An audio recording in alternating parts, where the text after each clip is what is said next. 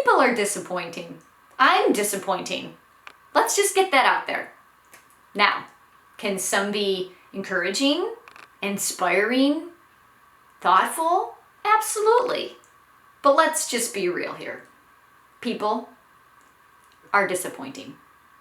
If you are thinking of someone right now and saying, so-and-so has never disappointed me, well, then I say graciously that you probably haven't spent enough time with them just yet. Just wait. They will. I'm not trying to sound negative. I'm just being real. No human is perfect.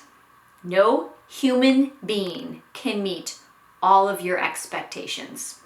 Most of our frustrations, anger, times of depression are ultimately rooted in the fact that we expected something from a certain person, group, or entity, and it or they let you down. We can even put ourselves on a pedestal and then let ourselves down, and then we can get in a funk over it. But I'm not getting into that right now. There is this worship of people and placing them on pedestals where they don't belong. This idolizing of people, expecting them to save you, your state, your country, it's also unhealthy.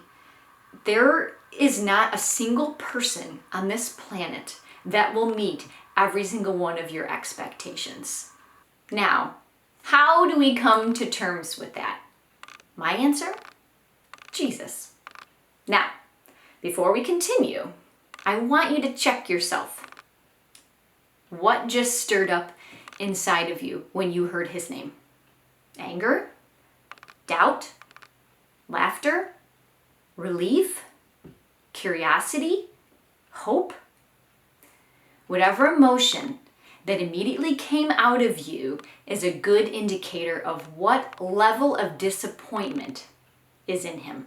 See, every human being, whether they want to admit it or not, at some point in their life thought about or believed in God, because that's how he made them. But something happened that disappointed them, hurt them, devastated them to the point where they turned their back on him. They stopped paying attention to him. They were so angry at him that they decided that he was a crappy God and that they could go about life in a much better way without him. And so they go down this path with this false expectation that they are smarter than God. They can make better decisions than him.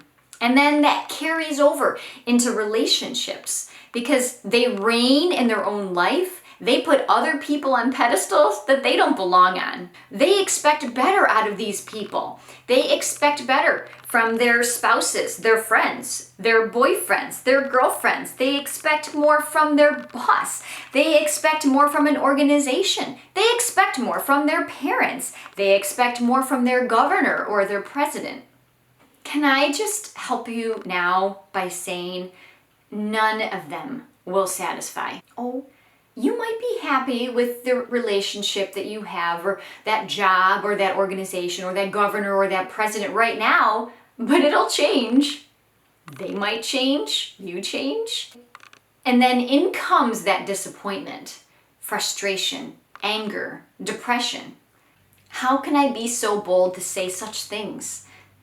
I've been there, and I still catch myself doing it sometimes.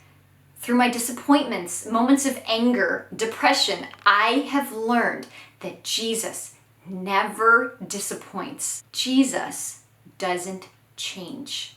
He doesn't get his period. He doesn't lose his job. He doesn't divorce you.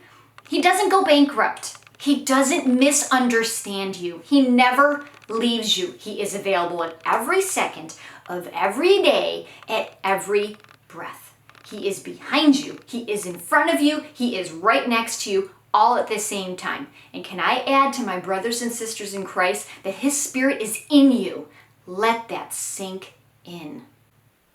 When you allow Jesus to reign in your life and not a friend, relative, spouse, virus, organization, governor, or president, he puts things into proper perspective for you.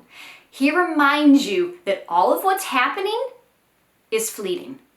God has a reason for and has allowed every circumstance to happen. You have two choices with what you want to do with that. You can look at what's happening and get angry at him for not doing what you expected. Or you can ask him why he allowed it. Be honest with him. And then ask what it is he wants to teach you through it. The reality is that we don't live in a perfect world. It's a broken world full of broken people. It won't be like this forever. But until Jesus returns to repair it, this is our reality. Please don't misunderstand me. God hates every pain he sees you endure. He hates death. He hates injustice. He hates evil. He hates selfish ambition. He hates pride. He didn't make the world to be like this. He allowed sin to enter it because he loved his creation, meaning you, so much that he wasn't going to force you into having a relationship with him and loving him back. We are given a choice to either acknowledge he and his son Jesus or reject him. That's the greatest form of love. To love someone so much that they allow you to choose your own path, knowing that one will be full of purpose, guided by him and ultimately with him, and the other will ultimately lead to death. But before that happens, he will not stop pursuing you until your dying breath. How does he pursue? A lot of ways, but one way is through people. Those same stinky, imperfect people that will disappoint you also have the ability to point you to Jesus. Like me, right here, right now, an imperfect, willing vessel. The Bible is also a world changer. It's not only a handbook inspired by the Spirit of God, but it also has the power to transform you if you allow it to. Start reading it. And if you don't know where to start, ask someone you know who knows Jesus, and they will gladly direct you. Can I encourage you for a second? When you are feeling weary, run to Jesus. When you're feeling angry, run to Jesus. When you are terrified of what is to come, run to Jesus. And let me remind you, as I remind myself, that people will disappoint, especially those whom you expect much out of.